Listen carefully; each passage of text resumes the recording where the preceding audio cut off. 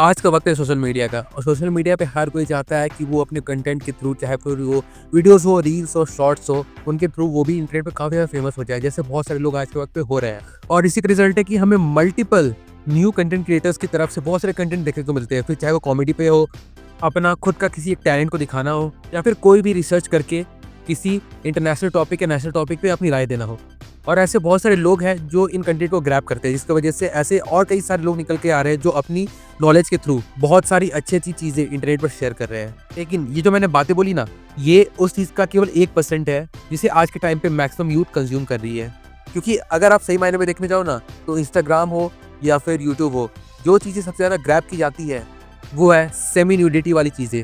और झूठ मत बोलना, अगर आपने भी इंस्टाग्राम को बहुत ज़्यादा यूज़ किया है तो आपने भी ऐसे कई सारे मल्टीपल रील्स देखी होंगी जिसमें इधर लड़के या लड़कियां डबल मीनिंग जोक्स क्रैक कर रही हैं, या फिर मैक्सिमम लड़कियां इस तरीके की वीडियो बना रही है। और अगर इनके व्यूज़ को देखने जाओ ना, तो आपको मिलियन व्यूज़ दिखेंगे, जो कि दिन पर दिन इनके फॉलोअर्स को भी बहुत ज़्यादा तेज़ी से बढ़ाई जा रही है। और ये जो चीज़ है ना, ये सिर्फ इंटरनेट पे शॉर्ट्स या रील्स तक ही सीमित नहीं है, ये काफ़ी ग्रैंड स्केल पे बहुत सारे फिल्म इंडस्ट्रीज में भी फॉलो किया जाता है। इसके चलते बहुत सारी जो एक्ट्रेसेस होती है ना, जो अपने एक सर्टेन एज को पार कर देती है, उसके बाद वो ऐसे ही मूवीज़ या फिर ऐसे आइटम सॉन्ग्स में खुद को फीचर करवाती है, जिसके चलते उनकी जो रेलेवेंसी है ना, वो बरकरार रहे। और इसी का रिजल्ट है कि हमें आज के टाइम पे मैक्सिमम फिल्मों में आइटम सॉन्ग्स देखने को मिल ही जाता है, या फिर अगर आइटम सॉन्ग देखने को नहीं मिलता है तो उसके बावजूद जो बोल्डनेस या फिर सेमी न्यूडिटी वाली चीज़ है ना, वो वहाँ पर भी रेलेवेंट है।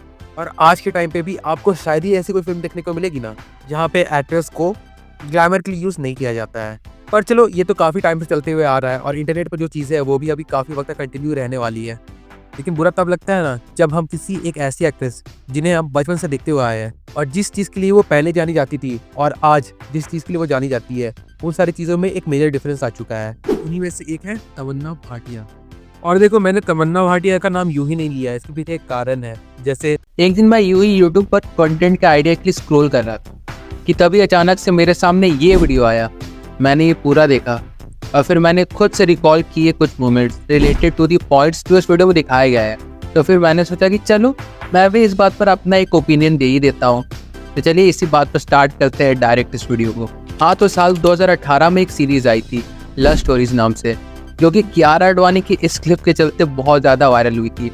And yes, due to the trend and थोड़ा सा पीयर प्रेशर में मैंने इसे देखा, बट लास्ट सेगमेंट तक पहुँचते पहुँचते तक मैं बहुत बोर होकर इसे मैंने कंप्लीट नहीं किया। And now fast forward to 2023, जब लव स्टोरीज 2 आई और इस बार ये वायरल हुई तमन्ना भाटिया के इस क्लिप के चलते। बट इस बार मेरी हिम्मत नहीं हुई कि मैं इसे देखूं, क्योंकि starting from Abhijeet Sawant first song लफ्ज़ों में टू बाहुबली 1, मैंने तो एटलीस्ट तमन्ना भाटिया को as a talented, hard working and yes as a beautiful actress के तौर पर ही देखा है। और बोल्डनेस वाली बात पर तो कभी ध्यान गया ही नहीं, not even with this scene of Baahubali.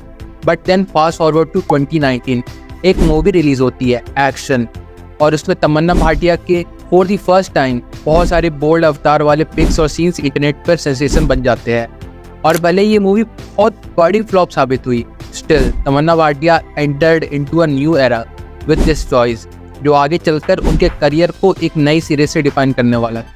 Now post pandemic तमन्ना भाटिया ने टोटल 19 प्रोजेक्ट्स पर काम किया है, जिसमें से 5 वेब सीरीज थी और बाकी फिल्में, जिसमें से कुछ OTT पर रिलीज हुई और कुछ थिएटर्स में।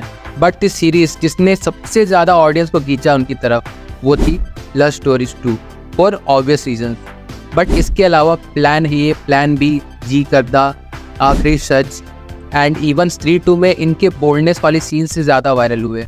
फिर plan A, plan B, Jee करदा में ऐसे सीन ज़्यादा नहीं थे, बट इवन दो ऐसे सीन्स की लिमिटेशन होने के बावजूद ये सीरीज तमन्ना भाटिया की ही वजह से हाइप में आई। और आखिरी सच, जो कि इनफेमस बुरारी डेथ से हेविली इंस्पायर्ड थी, उसकी भी ओपनिंग सीन अपने ग्रेटी, क्रीपी, सस्पेंसफुल से हटकर इस पर आके रुकी थी, वेर ये तो क्लियर हो गया था कि makers are making this as a cash grab so that ज़्यादा से ज़्यादा ऑडियंस को गैदर किया जा सके, जो कि कोई नई बात नहीं है। आफ्टर ऑल ये चीज़ डिकेड्स से चलते हुए आई है, जहाँ most of the makers actress को एज अ आई प्लीजिंग और ग्लैमर के तौर पर यूज़ करते हैं अपनी फिल्मों में। पर समटाइम्स वॉचिंग एन एक्ट्रेस जिसे हमने पहले ऐसे रोल्स में देखा है, वो अब इस तरफ ज़्यादा डोमिनेट कर रही है, वो कुछ हद तक शॉक भी करता है। But I am not saying that कि ये गलत, अगर स्क्रिप्ट में ये डिमांड है तो of course the actor has to fulfil it, भले इन दी एंड प्रोडक्ट कैसा भी हो। और जहाँ तक बात लव स्टोरीज 2 की है, तो हाँ भले मैंने इसे देखा नहीं है, बट लाइक पार्ट 1 इसका भी focus sex, desires, intimacy, relationship in सब के अराउंड रिवॉल्व करता है। तो अल्टीमेट रिजल्ट में ऐसे सीन्स का होना कोई शॉकिंग बात नहीं है। एंड इसके बाद अगर हम नज़र डालें रजनी सर की जेलर पर, तो हाँ ये मूवी रजनी सर के बाद अपनी BGM और तमन्ना भाटिया के गाने और इसके स्टेप्स की वजह से ज़्यादा वायरल हुई थी। एंड अरनमनाई 4 जिसे मैंने थिएटर में जाकर देखा था, जो कि बहुत ही बड़ा टॉर्चर था, उसके भी एंड में राशि खन्ना और तमन्ना भाटिया का आइटम सॉन्ग डाला गया था for the obvious reason. And now the latest 3-2 का सबसे सेंसेशनल गाना आज की रात, इसमें जितने भी व्यूज़ इसे यूट्यूब पर मिले हैं ना, उसमें से 99% लोग सिर्फ और सिर्फ इन्हीं की वजह से देखने आए हैं। और उसके बावजूद जो 1% थी वो 3-2 मूवी के चलते इसे देखी। And again this is nothing but just a strategy from the makers. But अगर हम इस सब चीज़ों को सम अप करें तो जो सुई है ना, वो सिर्फ इस बात पर जाकर अटक रही है कि आखिर क्यों भाई Tamannaah Bhatia suddenly changed his overall screen persona from this cute innocent girl to hot and bold sensation. तो देखो इस चीज़ का कोई बहुत ही एग्जैक्ट सही जवाब नहीं है, या फिर देना भी लाइक नामुमकिन है। बट इसका कारण काफ़ी हद तक the patriarchal thinking of even film industry पर ही जाता है, जहाँ एक्टर्स को तो हम सब 50, 60, 70, 80 तक भी एक्शन करते हुए या फिर स्क्रीन पर रूल करते हुए देख सकते हैं।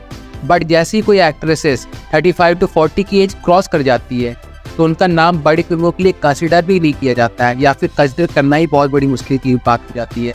और इसके एग्जांपल आप बॉलीवुड की बहुत सारे एक्टर्स को देख सकते हैं, और इसके अलावा इंडिया की और भी लीडिंग इंडस्ट्री में ये बहुत ही सेम है और रेलेवेंट रहती है। तो in order to stay relevant actors को खुद को अपग्रेड करना पड़ता है, चाहे तो चॉइस ऑफ मूवीज से या फिर अपनी ऑन स्क्रीन पर्सनैलिटी चेंज करके।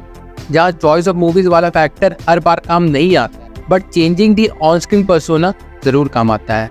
एंड फर्दर हमें ऐसे रिजल्ट्स देखने को मिलते हैं जैसे तमन्ना भाटिया के केस में देखने को मिल रहा है, where she is accepting all kinds of roles and also prioritising her bold image to stay as relevant as possible, जो कि फिल्म इंडस्ट्री की डार्क साइड्स को हाईलाइट करता है, जहाँ पे disparity among males and females तो हमेशा से रहा ही है, और इंडस्ट्री में फीमेल्स को रेलेवेंट रहने के लिए कुछ भी करना पड़ता है। बट अब जो है सो है, it is not easy to change things, but in the end we also wish Tamannaah Bhatia more success in future. Well ये तो था मेरा अपना opinion over the drastic change of Tamannaah Bhatia's image on screen.